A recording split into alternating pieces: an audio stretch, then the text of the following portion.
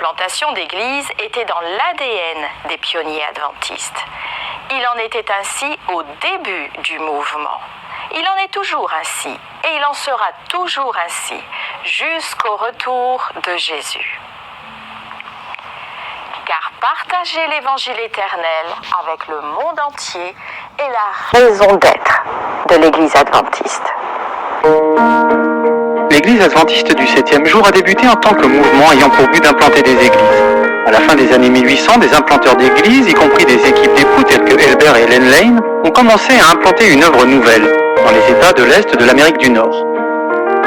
Entre 1896 et 1905, Madame Lulu Whiteman a à elle seule implanté au moins 12 nouvelles églises dans l'État de New York. Cela n'a pas été facile. Il y a 100 ans, en 1922, l'Église adventiste a implanté 75 nouvelles églises.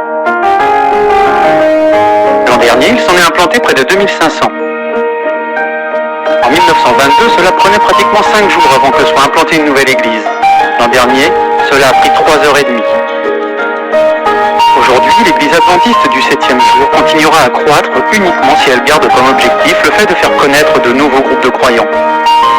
Implanter des églises est la façon la plus efficace de la croître et de la développer. Ceux qui montrent le chemin sont les fidèles pionniers de la mission globale.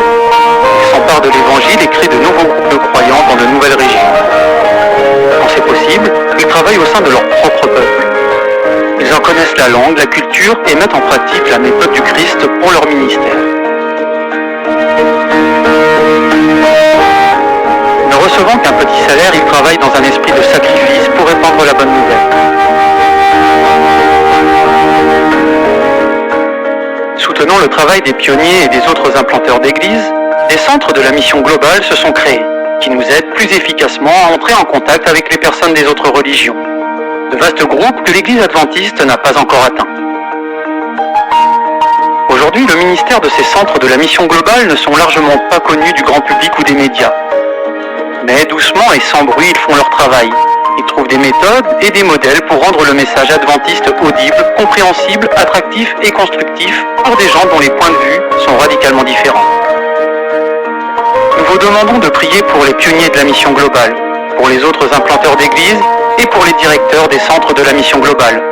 Priez pour ces ouvriers dévoués, affrontant les plus grands défis de la mission pour partager le message adventiste avec toutes les nations